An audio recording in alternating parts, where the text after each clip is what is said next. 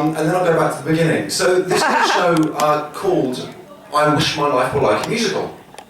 And my background, which I'll probably talk a little bit more about in a little while, is partly in writing musicals and partly in writing comedic songs for BBC Radio.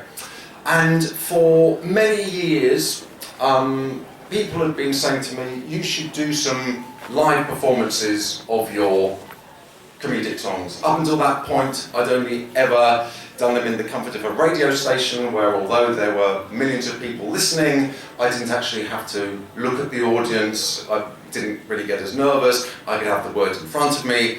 And they were about, not specifically musical theatre related topics, but politicians and news items. And then more and more people were saying you should do some live performances of your songs. And I always have a bit of a problem when you go and see a cabaret and people the performers kind of preface the songs with masses and masses of context. So this song is from a musical, and if you don't know the musical, this is the bit in the story where blah-de-blah-de-blah, and I just tend to switch off. And so I didn't want these cabarets to include any songs from my musicals. I just wanted them to be standalone comedic songs, like the ones I did on the radio. But to make the whole ordeal a bit less of an ordeal for me, what I did was I invited along some of my musical theatre chums who'd been in some of my musicals and other shows in the West End to do some guest spots. And like with my songs, I didn't want them to perform songs from my musicals, because I didn't want to have to preface them by saying, if you don't know the show, this is the point in the show where blah blah blah blah. So I thought, what comic songs can I write for these musical theatre performer friends of mine? And I thought, why don't I write some songs about being a musical theatre performer? So I wrote a few different songs about different aspects of being a musical theatre performer. And what I found was that those songs went down really, really well. Now, at the similar time, another show of mine was done on a cruise.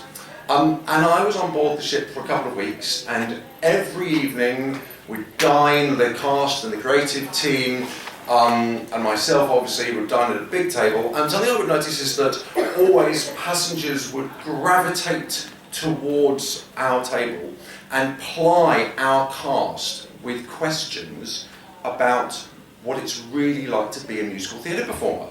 And what quickly became apparent was that a lot of them had some very well-meaning but completely incorrect assumptions about the lives of musical theatre performers. So they thought that even the lowliest chorus member would be chauffeured from their front door to the stage door in a limousine, that when they go on tour, go around the country in a show that travels, that they'd be put up in 5-star hotels. And they were genuinely amazed and fascinated to learn that it was a far cry from that. And so that was the second thing that happened. And the final thing that happened that led to me writing this show was that recently in London and around the UK, I've been seeing a lot of very, very small-scale productions of musicals that I remember seeing originally much larger-scale productions. And some of those I thought were brilliant reimaginings, and I thought, it's a brilliantly inventive, creative way to reinterpret the material. It proves that you don't just have to, have all the big sets and the costumes. But for the most part, I remember thinking, yeah, it was good, but I think they've just done it this way to save costs. That it's cheaper to do it. And I wanted to try and create something that you could achieve its optimal effect when done simply. Where you could have a cast of 4, a pianist, a minimum of sets and costumes, and you could go away and feel not shortchanged, but you think, do you know what, that was the optimal way to experience that show. So I set about writing such a show that could be done on a small scale, and that would be the optimal way to do it, that could enlighten people about what it was like to be a musical theatre performer, or make it relatable if they are musical theatre performers coming to see it, and it could also be very, very funny. So I started creating this thing, and the way I created it was in large part speaking to lots of my performer friends. I promised them complete anonymity, but I had all these ideas for songs. I wanted to write a song about a terrible audition. I wanted to write a song about an exhausting dance routine. I wanted to write a song about a diva who's a nightmare to work with. I wanted to write a song about crazy fans. I wanted to write a song about distracting audience behaviour. I wanted to write a song about an on-stage kiss between two co-stars who do not get on at all. I wanted to write a song about what it's like to be in a musical when there's a big star without any training who comes in, doesn't sing it particularly well, and meanwhile you have to cope with their substandard performance. I wanted to write songs about all of these things. And I went to a lot of my musical theatre performer friends, and I said, right, I promise everything you say will be treated with the strictest confidence. Tell me what it's like to do an audition that goes really badly wrong, to do an onstage kiss with someone you can't stand, to have a crazy fan, all of these scenarios. And I got these fantastic stories back, some of which were already very funny, some of which weren't particularly funny, but I kind of exaggerated them for comedic effect.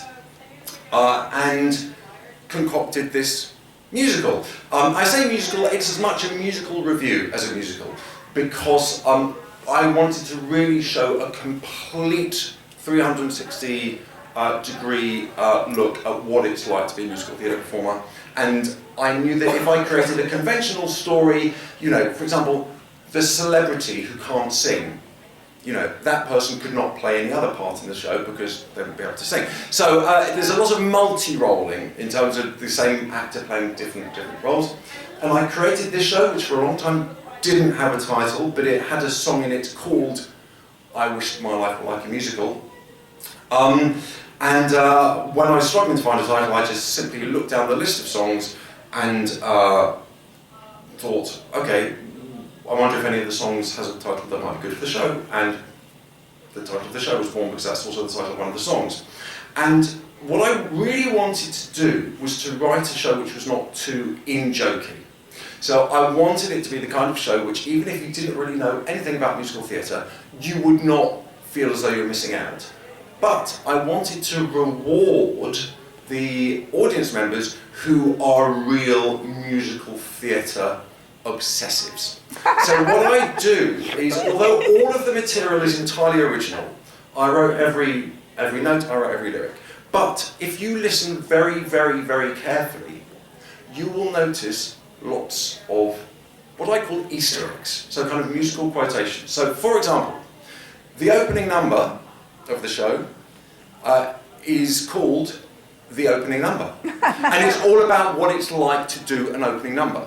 And it's an entirely original piece of music, and it's an entirely original lyric, but if you listen very, very, very, very carefully, every individual line of music is a musical quotation from a different opening number. If you don't get it, that's fine. But if you do, it actually adds to the enjoyment, and you get that kind of smug feeling of satisfaction. Oh, I get those references. And so the first thing that happens to this show was I pitched it to a small cabaret space in London.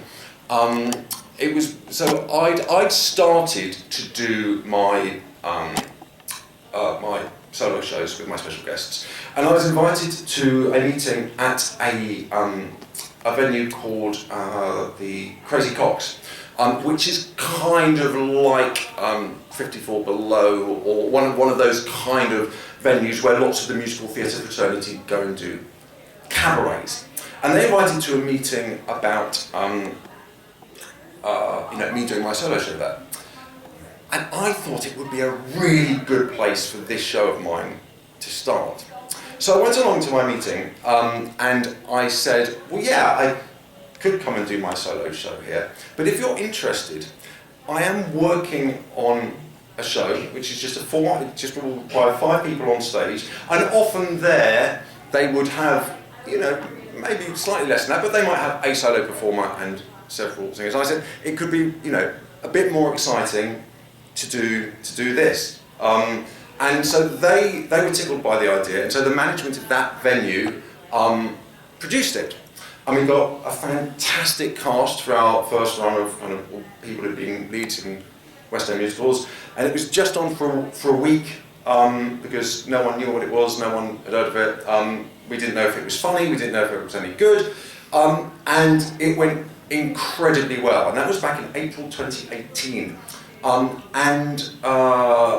There were still things we needed to fix, but it sold extremely well and the reaction was good, so straight away they produced it again in August of 2018, and in the meantime I did some rewrites. There was one song which didn't work so well, there was another song I wrote for it, and that went really well. So it was on for 2 weeks in 2019, so still quite a short one. And then there was a lot of feedback that said this feels like the kind of show that would do really well at the Edinburgh Festival Fringe. Now, if you don't know, that's the largest arts festival in the world. It's where famously Six started life. It's a great place for shows to be noticed, but it's a great place also for shows to be completely ignored and for no one to go and see, because there are about over 3,000 shows that are on. And it's really hard. Edinburgh is a really strange infrastructure, because it's actually really hard to make any money doing a show in Edinburgh. But you do Edinburgh more often than not, either for the fun of it or in the hope that your show will be discovered. But it's hard to make any money, largely because of the accommodation costs, in that the accommodation costs in Edinburgh during the festival are just astronomical. And so there is a lot of self-producing that goes on. There are a few kind of big producers who kind of do shows in big venues, but by and large it's self-producing that goes on. And so everyone had said to me, this feels like the show that would kind of, you know, do well in Edinburgh.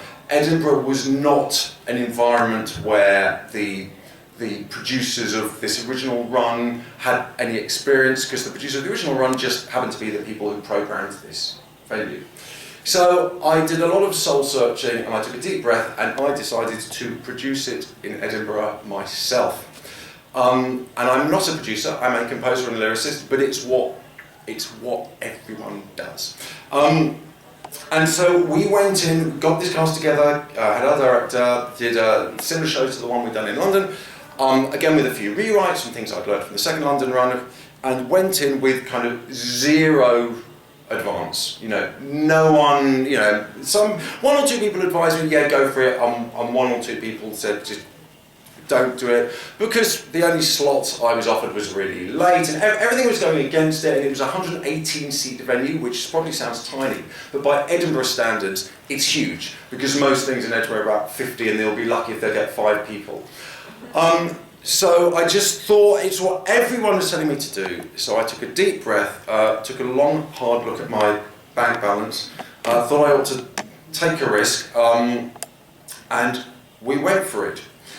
And what was really fortunate, so we had 3 previews, which all went really well, and one of them was attended, actually without my knowing in advance, by someone called Miriam Margleys. I don't know whether she's known. Yeah. Okay, right. Okay, we worked, so she had performed one of my songs on an album. So she'd recorded one of my songs. She was the original Madame Horrible in Wicked in the West End. She was Professor Sprout in the Harry Potter films. And she came to see it. She's been a great support of my work, bless her, ever since we'd worked together. And she loved it and started making a lot of noise about it, which helped. And we grew for our 3 previews, and then we literally sold out every night of the Edinburgh run, which was as much, I should also say, is as much testament to the other, it's such a collaborative art form that yes, I wrote it, but we had a great director, great cast, great unofficial publicist in Miriam Margleys at the beginning, but then what happened was just word of mouth just really took over. And it kind of grew from there, in that what happened was then one of the big producers who does produce the proper producers rather than just producing their own work. He saw it, he picked it up. So for the 4 Edinburghs, there were kind of one Edinburgh one summer where Edinburgh didn't happen at all because of COVID, and one where it was vastly reduced, so it wasn't there those years. But he's produced a much bigger production in a 300-seat venue there ever since, and it's been done at the Edmonton Fringe in Canada. It's had 2 productions in Seoul. It's been produced in Basel in Switzerland. It was picked up by Cunard for one of their ships. But all of that pales in significance when compared with the fact that it was picked up by the Soho Playhouse here in New York, which is a gorgeous 170-seat space, because every year they do a Fringe encore series, and they scout lots of Fringe festivals all over the world. And I'd known them, but we'd been talking to them about bringing it over since they first saw it back in 2019. But the problem had quite simply been the economics of it, in that normally I think they're just kind of very small, even smaller than ours, kind of 1-person shows, 2-person shows, something like that. So it just didn't seem to add up with the cost of flying everyone over and accommodating everyone. But they finally had the idea to actually, well, why don't we mount our own production of it, which in actual fact is what had happened with all of the other international productions to date. So not to simply take the British cast and have to fly them over and put them up and all the rest of it on the set, but let's hire an American director choreographer and use an American cast. They asked me if I had any recommendations about directors or choreographers, and I'm not that familiar with the New York landscape, but many years ago I was on the same radio program promoting, not in my guise as a kind of performer, but as a guest. I was promoting something, and in London at the same time promoting something, because he was doing a concert, was Telly Young. And we got on really well, and he said he really liked my material, so we kind of stayed sporadically in touch. It was very sporadic, but always kind of exchanged the odd email. And so I sent him an email, and I said, look, I've got this show happening. The theatre here are producing it. They've invited me to suggest directors, choreographers. I don't really know the scene over there. Who do you recommend? And he said the name to me, Eamon Foley, who's worked a lot around the USA putting on musicals. He's just apparently won a Broadway World Award. He was the assistant originally to Joe Mantello. He assisted lots of people on Broadway, and now he's very, very active all around the US as a director and choreographer. So the theatre emailed him, and he emailed back, and the theatre said, well, if you want to liaise directly with the writer, see if you can have a Zoom. And this was on a Friday, and by sheer fluke, he was in London that weekend. Oh. So yeah, we could have Zoomed, but it actually makes such a difference to meet in person. We met, we really hit it off. He seemed to vibe with the material. He had a really interesting take on it. And here we are. We just had our first week of rehearsals. We've got 2 more weeks of rehearsals. We've got a fantastic cast, and we run from the 6th to the 28th of February. And it's kind of the show that I'm proudest of in many ways, in that a lot of the other shows of mine, I think not, certainly in the UK, it's kind of difficult to generalise, but certainly in my experience, it's almost easier to get something on if you're commissioned to do something, if someone else comes to you with an idea. So for example, a couple of years ago, I had a musical that I was a co-writer on called Spitting Image the Musical. Now, I don't know whether Spitting Image is a thing here. In the UK, it's this kind of cult television programme where they have puppets of politicians and they make fun of them. And they decided to put that on stage, which started out in Birmingham in the UK and then transferred to the West End. And that was a commission. And the other show of mine, which has been in the West End, which is one called Playhouse England, which was more of a play with songs and the musicals, again, that was a commission. And it's great having a commission, and I'm fortunate enough to have 2 that I'm working on at the moment, which are commissioned. What's great about those is that, A, it's pretty likely your show is going to get on. Because if you're being commissioned to write it, it's a producer, and if they're paying you money to write it, they want to get that money back, and they will get that money back by putting it on. B is you do get paid to write it. It's not entirely speculative. But it's not always the thing that's kind of burning in your heart as the thing that, as an artist, you want to express and create. And so I think because I've worked on other shows that have been kind of in the West End, and I've had the immense fortune of working with some brilliant artists and hear my songs sung by people like Miriam Margolyes or Cynthia Erivo or Ramin Karimloo and people like that, which has been a huge privilege. In many ways, the journey of my little show, which started as just my idea, which no one was interested in, and which went into the Edinburgh Fringe with 0 advance and then just took off, is kind of the thing that I suppose if I were to drop down dead tomorrow and I was only to pick one thing that I'd done in my life to be remembered by, that would be it. So that was all kind of entirely improvised, because at this performance the role of the normal panel was taken by me. But if anyone does have any questions, we've got 5 more minutes. What's your name? Yeah, I didn't say that, did I? So my name is Alexander Bermange, which is a weird surname, but it is spelt Bermange.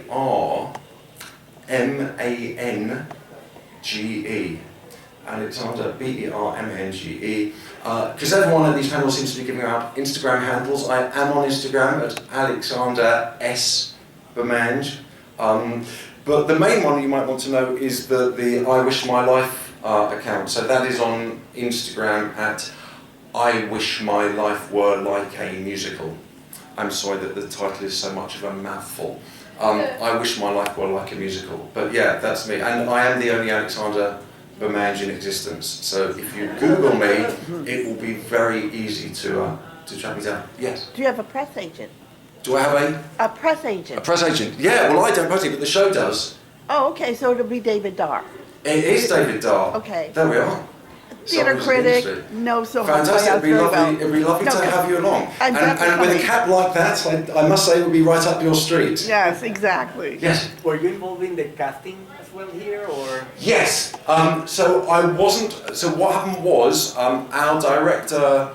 They did like days of casting, a director, choreographer, and a team from the theatre. And what they do, the people that they particularly liked, they filmed and they sent over to me to greenlight them.